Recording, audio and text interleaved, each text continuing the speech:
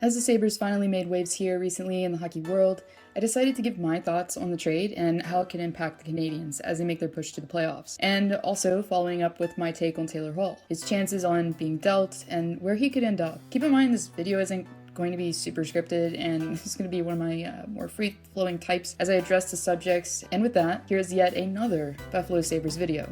So yesterday, reports came out that Eric Staal was traded to Montreal for a 2021 third and fifth round pick from Buffalo. So Sabres retained 50% of Staal's salary and $1.625 million of his $3.25 cap hit. I think the trade itself was pretty fair. I mean, you're giving away a third and a fifth, and obviously Buffalo's retaining half the salary, so it seemed pretty fair on both sides.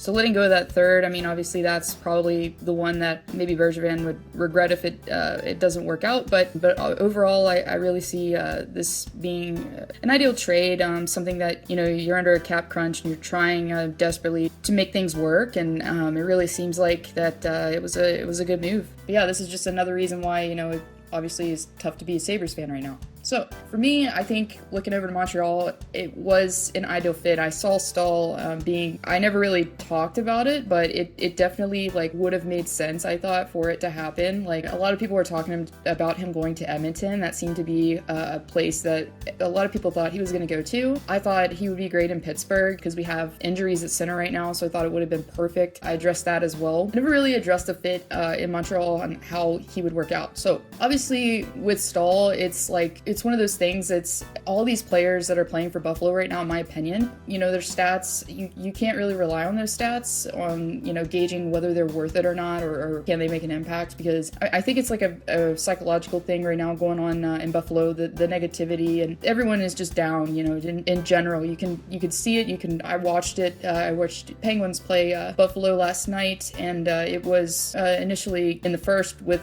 some swagger. They looked like they were going to try to take it to us, but then, you know, as the night went on, it fizzled out and it just became kind of apathetic, and I think that's kind of where things have gotten. So anyways, taking all of that into context, you know, Staal had 42 goals during the 2017-18 season, and many playing for the Minnesota Wild. So I mean, you know that if he is in the right situation and he's given an opportunity, he's going to shine and he's going to contribute. Montreal, I think it was really good also for them. Obviously, like the need at center was particularly, I think people were talking about face-off percentage, and they were struggling in that category. They are 25th in face-off percentage right now, league-wide. And so I think this will really give them an added boost down the middle, having Staal at center in that way, as he is currently a 49.1 career average, 48% this season. So while, I mean, they aren't like Berger numbers or anything crazy, his numbers are better than Nick Suzuki's, who is slotted in to play on the line above him currently, as he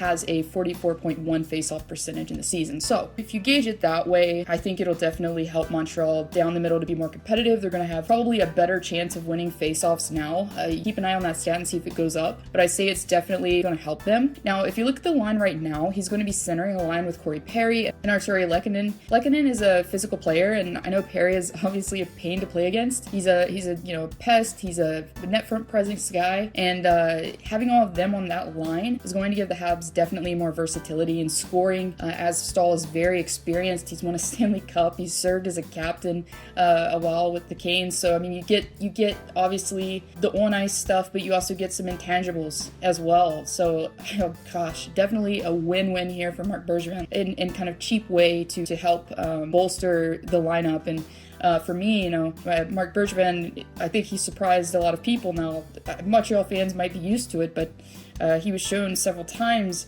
you know, denying, kind of saying he was not going to make a trade. Oh, you know, the cap, we're up against the cap, it's too hard. And I think he surprised a lot of people, maybe that aren't in that Montreal circle, that didn't really, you know him and like his integrity and like credibility and stuff. So that was definitely, for me personally, it was kind of a shocker.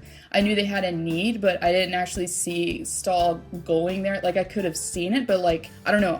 Bergevin, with what he was saying, I was like, I don't know. But anyways, on to the Taylor Hall situation and incident that took place at Sabres last game. It became completely clear that Taylor Hall had definitely decided that he wanted out of Buffalo, as their 16-game losing streak has obviously changed his mind. With the way things are going, if Kevin came up to you and said someone's interested in you, would you be willing to listen? Yeah, for sure.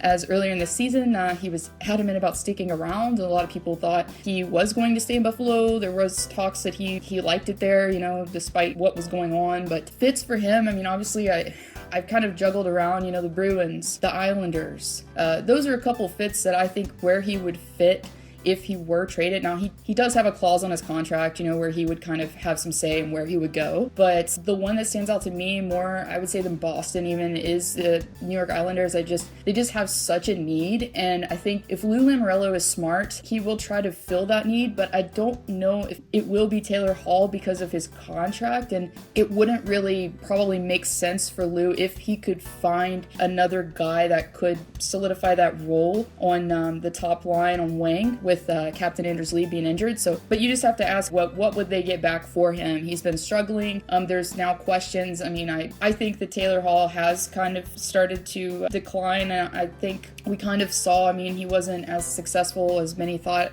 he was going to be in Arizona. Now, he did win a Hart Trophy back in New Jersey. You know, he really shined that season. It was remarkable what he did, but I don't know. I think he's just regressed a little bit. I don't think he was that player back then. I do think that he has potential, but I think knowing Lou Lamoriello and how smart he is, I think he's going to really weigh all of his options. He's probably going to try to find a cheaper route, a route that wouldn't really cost as much down the line, and there's tons of talent available on the market, so I don't think it would make sense. And also knowing, like, you have Barry Trotz, who is very good at getting all he can out of all, like, 4 lines, so I have a feeling that Lou probably would want to go for a lower tier winger in cost, but I don't know.